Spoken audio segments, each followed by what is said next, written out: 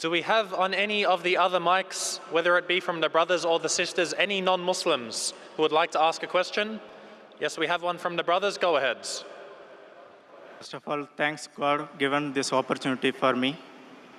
My name is Sundarajan, basically from a Hindu religion. But I'm not differentiating Muslims and Hindu or any other Christian. But one small doubt. God doesn't have shape. But even if we are going temple in Hindu, you know very well, there are different names of gods and different pictures and statues. You know very well. My question is, if I am going temple, for example, if I am suffering something, problem, if I am going temple, if I pray for me, God will accept or not? This is my question. The brother asked the question that God does not have shape, but if I go to a temple and if I worship idols, does God listen to me? Does God answer my prayer or not? Brother, if you read Bhagavad Gita, Bhagavad Gita is the most widely read book amongst all the scriptures of Hinduism. Brother, have you heard of Bhagavad Gita? I know some of them, but Yes. I am not all. If you read Bhagavad Gita, chapter number 7, verse number 20 says, all those whose intelligence has been stolen by material desires, they worship demigods. They worship false god. That means, if you're a materialistic person, you worship false god. You worship demigod.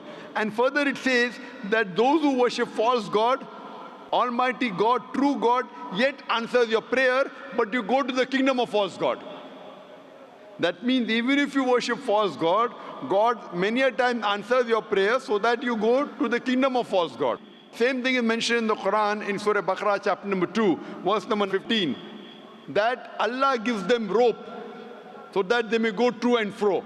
Allah says in Surah Baqarah to the hypocrites, to the munafiqs, to the kafir, that Allah gives them rope to go to and fro so that they will understand.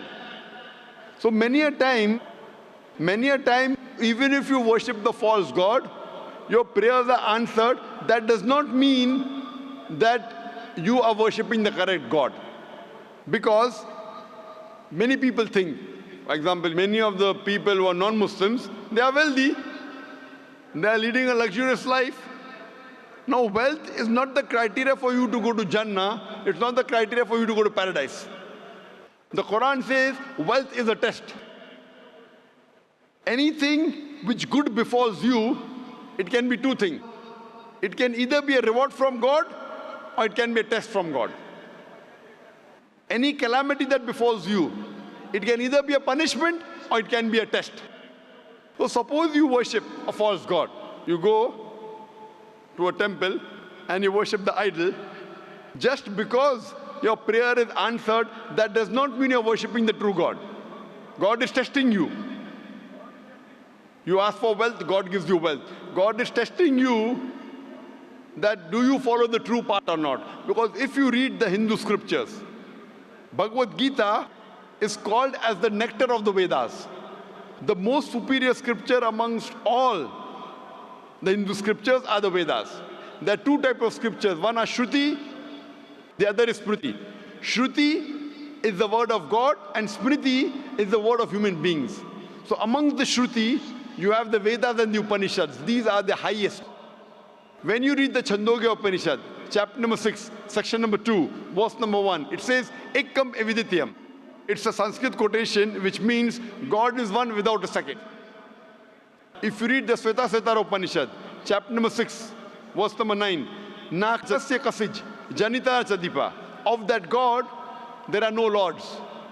He has got no parents. Almighty God has got no superior. He has got no mother. He has got no father. It's mentioned in Svetasvatara Upanishad, chapter number 4, verse number 19, Na Tasya Pratima Asti. Of that God, there is no Pratima. Pratima is the Sanskrit word which means an image, a photograph, a painting, a picture, an idol.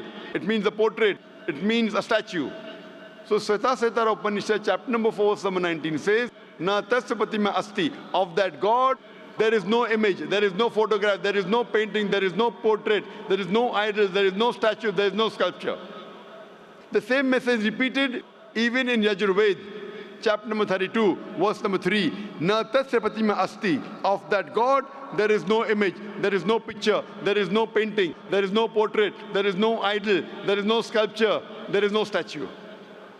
So if you go back to the scriptures, you realize that according to the Hindu scripture, Almighty God has got no image, he has got no statue. So if you worship an image, you're going against the Vedas, you're going against Upanishad. So just because you are going and praying, sometimes, as the Bhagavad Gita says, God may answer your prayer to test you, that do you follow his commandment or not. That does not mean that who you're worshipping is correct. So that's the reason you should follow your scripture, and your Hindu scripture says that Almighty God has got no idol, has got no image, has got no photograph, has got no sculpture. So making an idol of God, an image of God, a photograph of God, a statue of God is prohibited in Hinduism. Does that answer your question, brother? Okay, thank you. So do you believe that God has got an idol? Yes. Do you believe God has got an idol? You mean what clearly? Do you believe in idol worship? Yes. So aren't you going against the scripture? Aren't you going against the Vedas? My point of view, faith only. So brother, you said that you are a Hindu, correct? Yes. So do you believe in the Vedas or not? Yes. So I quoted references from a Hindu scripture, that your Hindu scripture, YAJURVEDA chapter 32, verse number 3, says that God has got no image, has got no portrait, has got no idol. So isn't idol worship wrong? No, I don't have much communication skill, so that's why I could not express more. You don't have to have communication skills, you have to read. You have to read your scripture. I'm quoting. I'm giving references from your scripture. You don't have to hunt. You have to go back home, or we have a library in Bombay, Islamic Research Foundation Library, which we have translations of all the major scriptures in the world. Or you go on the internet and type.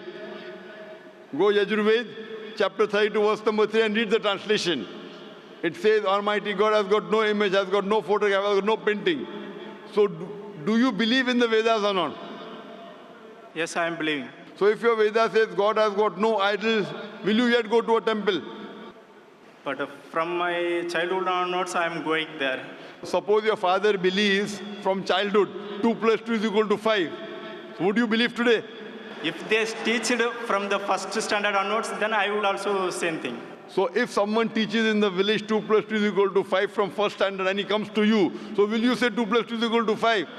That is the first case of my knowledge, then that is the way I will accept it.